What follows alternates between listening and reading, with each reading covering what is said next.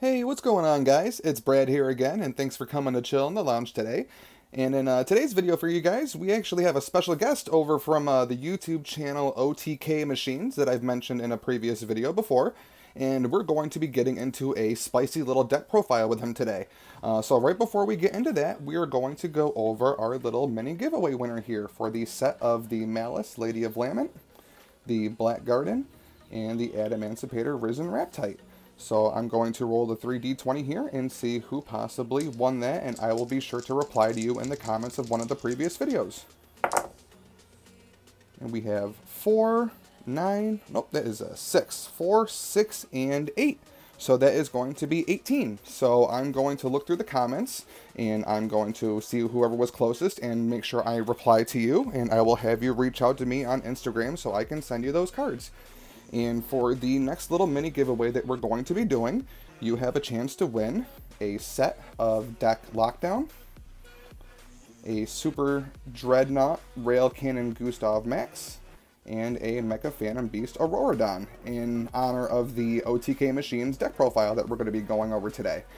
So make sure you are subscribe to the channel, like this video, and if you want a chance to win, then comment a number down below between 3 and 60, and in one of my future videos I will do a dice roll just like this and see who wins. So stay tuned, and we are going to get over to our special guest.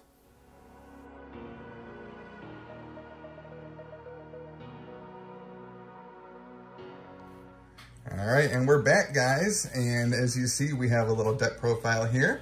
And today we have a wonderful special guest with us. Boom! This guy right here. Go ahead and introduce yourself and let the folks know what they're in store for today. All right, so what's good? I'm Player X. I'm over at OTK Machines, and we do specialize in OTK style machine-based decks. But I have been piloting this deck for probably about since March, since the quarantine. So this is a really cool deck. I enjoy it. It's meta for a reason. It's by no means a budget. Let's just put it that way. It's a very expensive deck. Big ballers get up in this ring over here. So we have none other than Synchro Numeron Eldlich for you today. Synchro Eldlich. That's right. Synchro Numeron Eldlich. Exactly. I feel the engines kind of mesh well together. It's Synchro Eldlich was the biggest meta as far as deck presence and online tournaments for about the last 2 months now, so it's just really good for all three engines to kind of mesh up together. But I'm kind of really amped to get into this. We took it to locals for about 4 or 5 weeks and topped every week, so the results prove themselves. Yeah, well, he's definitely not wrong. Synchron Eldlich, Numeron Eldlich, and now we have a mixture of the both. That's right. You really can't go wrong clapping cheeks for days with this deck. So without further ado, how about we show the folks what kind of spice you have here? Absolutely. So got to show off the field center right now. So I'm going to do it in the terms of the engines, because it's just a little easier. So to start off with the Eldritch, we have the 3 Curse Eldlin. Basically just a really good starter. You want to see this opening hand. Searches out your Golden Boy, also searches out spells and traps in case you already have the Golden Boy, so that way you can have a fodder to pitch off the target send with the Golden Boy himself. Also, secondary effect, when it's sent from the field to the graveyard, you get to search or dump a Golden Land card or a Golden Boy. So big brain plays if you're starting to play Eldritch. Make sure that you always set this card from your hand and then activate the card afterwards. Just because if you are playing second, you go to activate Curse Eldlin and you get hit with a Solemn or something like that, it's gonna the card never hit the field, so you don't get the secondary effect of it going from field to graveyard to get the dump. So you always set it and then activate, just so that way you know that the card was set in the spell and trap zone beforehand. Moving on to the Elixir cards, we play 1 of the Black Awakening and 2 of the white. Some people only play 1 white, but as far as the ratios go, I always feel as though I'm burning through a lot of the Elixirs looking for the Golden Lands. So I wanted to make sure that it's always good. Quick play is always good to get rid of the graveyard, and this one's only good for going first, so you really only want to see it. You don't even really want to see it unless you're opening, and even still, it's not the best one to open. The next 3 up we have is the Elixir of Scarlet Sanguine, which everyone calls them by the colors. So you have black, white, and red, because that's an OCG, it was red, scarlet. But this is the best one. It's like, honestly, if they're gonna put anything on the ban list, they'll hit this to 1 or at least a 2, just to stop consistency. Because this deck, this can fetch you anything. And pure variants, it gets both golden boys. If you do play the zombie variant, you only need 1 golden boy out. You play this, you can bring out Doom King Ballard Drop, which is also another great form of zombie negates and control. So it's just a very, very powerful card. Being able to pull any zombie from the graveyard or deck is kind of insane if you want to really think about it. Ballard Rock for Prez, right? Ballard Rock for Prez. Hashtag Ballard Rock for Prez. If I ever troll your stream, you better acknowledge it, all right? We're not ignoring Brad's TCG lounge out here, all right? I'm looking at you, Robbie Cole. I be seeing you over there.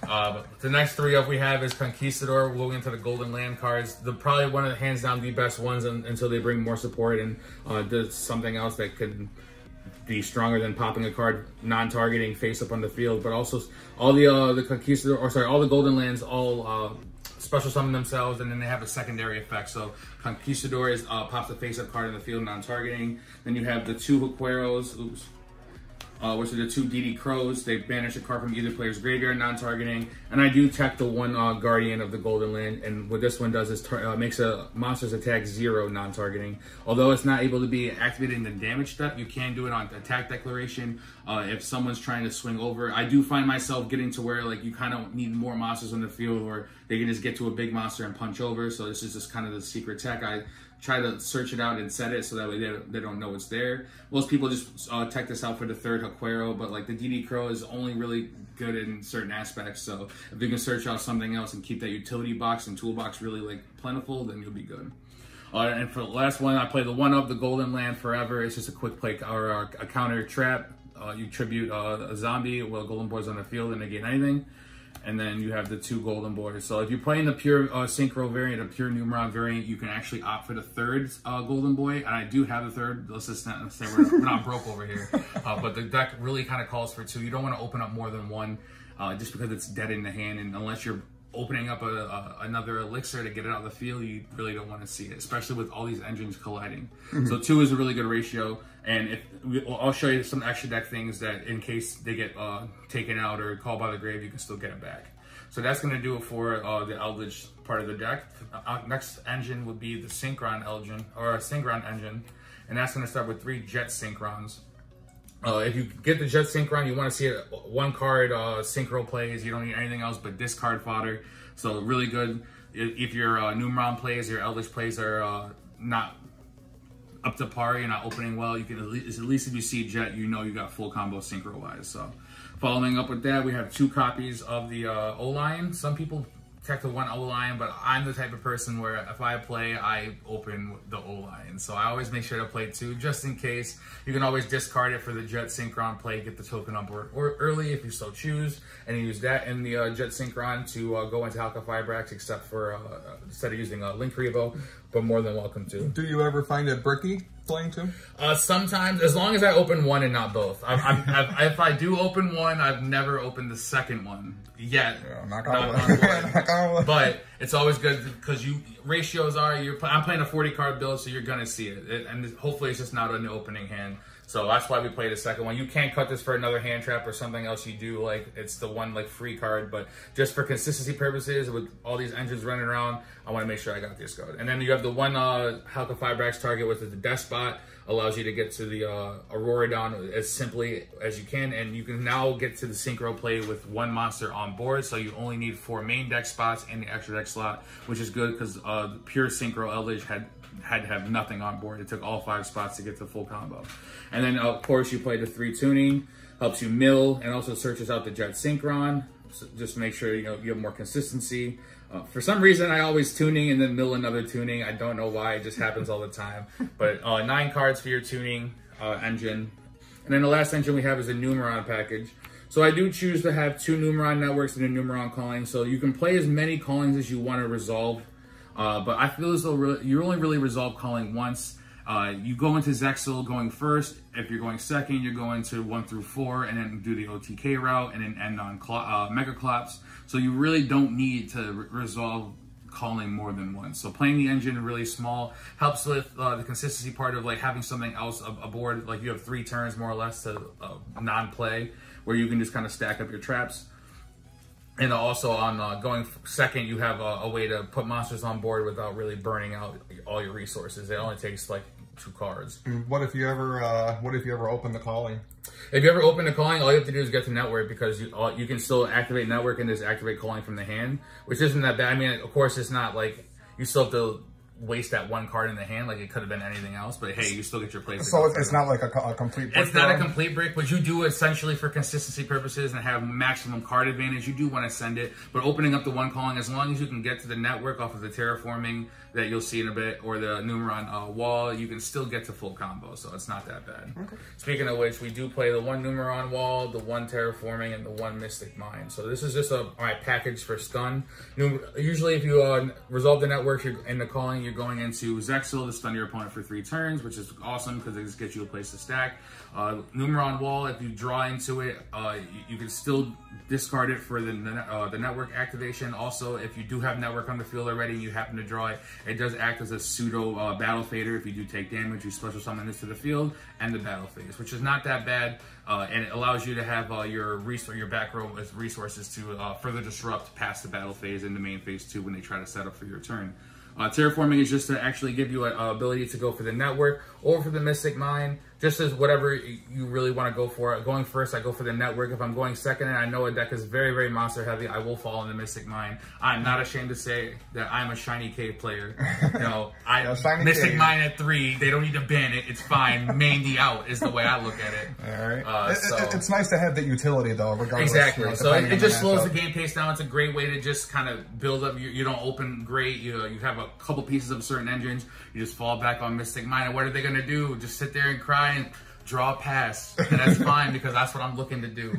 So that's going to wrap it up, I think, for the Numeron part of the engine, and then everything else in the engine you can just run as you want.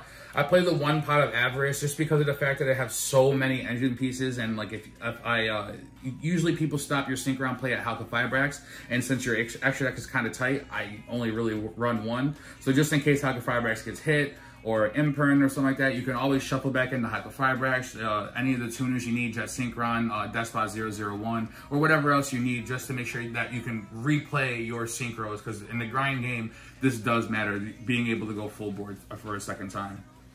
And then my hand trap lineups is 2 Ash Blossom, 2 Ogre, and then 2 Imperm. Like I said, the third, the third O-line could be go into a 3rd Imperm, which I feel as though Imperm is the best hand trap in this format, like, not gonna lie.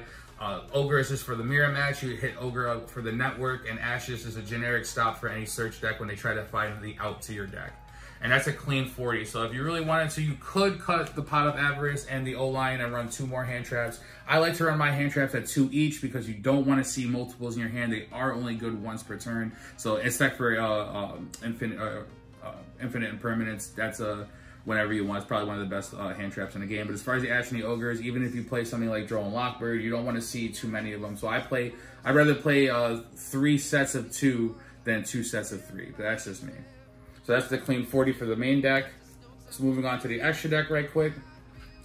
You go for the synchro plays. You need the Link Kribo, the Halka-Fibrax, and the Auroradon. This is literally all you need for full synchro board, except for the synchros themselves, which is pretty good. It's like really, I try to make it as small as possible, and just in case we fail with that, we have the extra outs as Nightmare Unicorn, Megaclops are both used for your network plays. In case you have 3, you go first, you make the Zexal, and if they have no response, you need to go for the OTK. Usually they set a monster by then, you need to go for OTK. You use the Eldlich on board, you use the Zexal, and you use any of your Haqueros, your Golden Land cards. You link in the Nightmare Unicorn, discard a card, target the Unicorn, bounce it, boom, now you have no monsters, straight to Numeron calling. Also, the Gamma is a really good spicy tech. You can also side in Cypher Gammas in the driver to help you get to the Omega.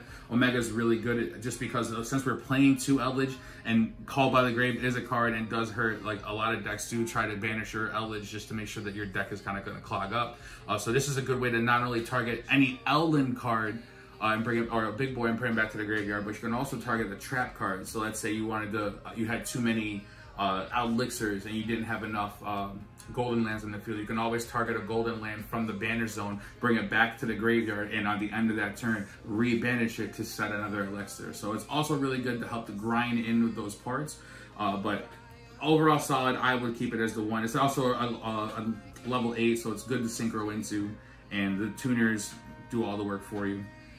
Going into more of the synchro plays, you do play the 1 Herald of the Arclight and the 1 Savage. It's really cool because this deck, as it bricks, as you say, you still end on Savage with 3 negates and Herald, which is a lot to deal with turn 1 for most decks. Dude, I've never seen a combo deck play these 2 cards. Never. Never. What are you talking about? I've never seen House of Firebracks bring these 2 out. Or VFD. I've never seen that. Never. So you could also opt to run the VFD build because it does run the same amount of extra deck cards. I just choose to use this build because I don't have a Gardero's Maiden, nor do I feel like paying $30 for an Ultra and a set that no one even cares about. So I'm going to just stick to this way. Savage is fine. It gets up to 40-50 with 3 negates. That's all you need, enough said. Understandable.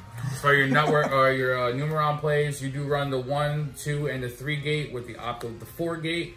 So when you go first, you summon these 3 out, then bring out Zexal. If you're going second, you bring out the 4th one for the 4 swings. You then also have the Zexal, and you also have so Zexal going for first. For going second, you go into the 4, and then end on Megaclops. And then for the trap cards, you play Constellar Pleiades for the Conquistador and the Aquero, the XYZ to help go for a further bounce, because sometimes it is hard to get those spell or trap card monsters off the field and back to the graveyard so you can banish them.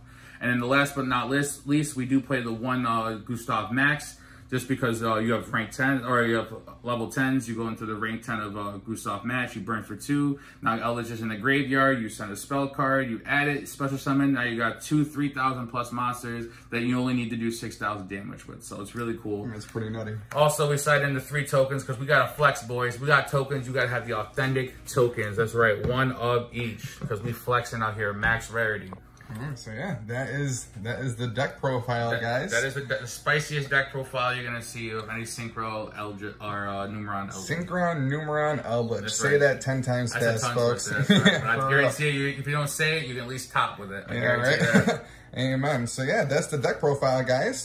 So this is Player X. Again, thank you for coming to chill in the lounge Absolutely. today. I love chilling and with you guys. I'm going to drop a link in the description below for his channel. So make sure that you go and visit his page and drop a follow. And join us in the smell.